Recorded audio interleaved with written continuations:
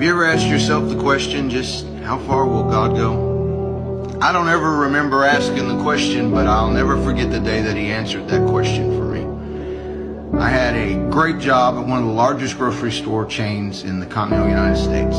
It's probably one of the top 20 biggest stores in the U.S. And one day they just walked in and they laid off 3 of the managers, and I just happened to be one of them.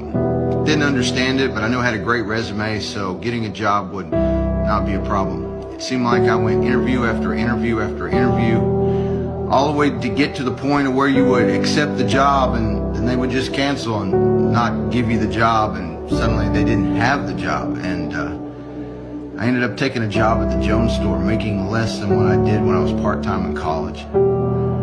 And I became very bitter, very angry about the situation. And one day, one of my friends pulled me aside and said, "Did you ever ask God why he put you in the men's shoe department in the Jones store?" I thought, no. So maybe you should ask him. Maybe you won't be there as long. So when I got to work the next day, I did. And I'd like to say I did it with the right attitude, but I don't remember being the right attitude. I just remember saying, "Lord, why in the world you got me stuck here at the Jones store?" But he looked beyond my attitude. Taught me a very valuable lesson that day. I walked in. I'd been working there for a couple months. I walked in to the department there. There was a young lady sitting there that I had worked with multiple times, and I could tell something was bothering her. So I began to ask her, "How's your day? What's going on?" You know, she gave me the standard answers, but something didn't just feel right. And finally I said, "No, what's really going on?" She said, "Well, if you want to really know the truth, this morning I pulled out my 45 and I loaded it and I laid it on the counter in the kitchen, and I told God, if you don't show me why I should stick with this thing called life, when I get home today, I'm going to put that gun in my mouth and I'm going to pull the trigger." She said, I gave him 24 hours. I began to talk to her about the cross and a Savior that loved her.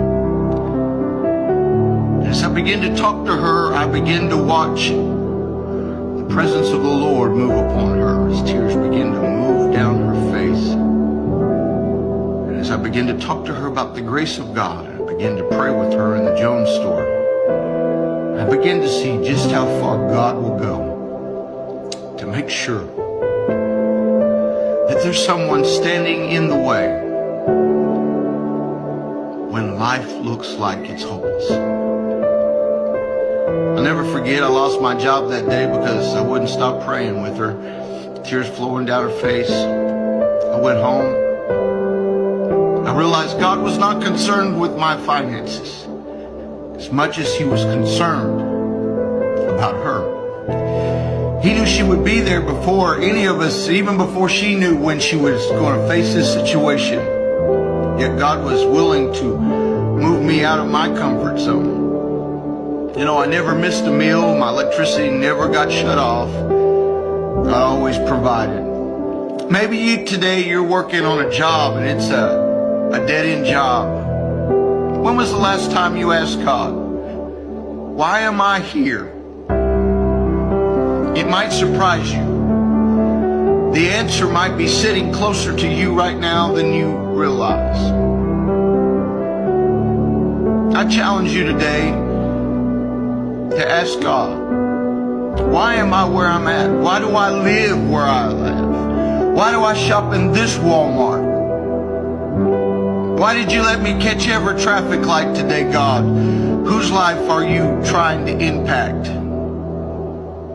I hope this challenges you today to realize that God's not worried about the monetary things. God's in the soul-saving business. It's not his desire that any should perish, but that all should come and experience everlasting life. And you might be the only thing standing between them and a 24-hour notice on God. I challenge you today to ask the question, why am I here, God? I think you'll be surprised when he shows you.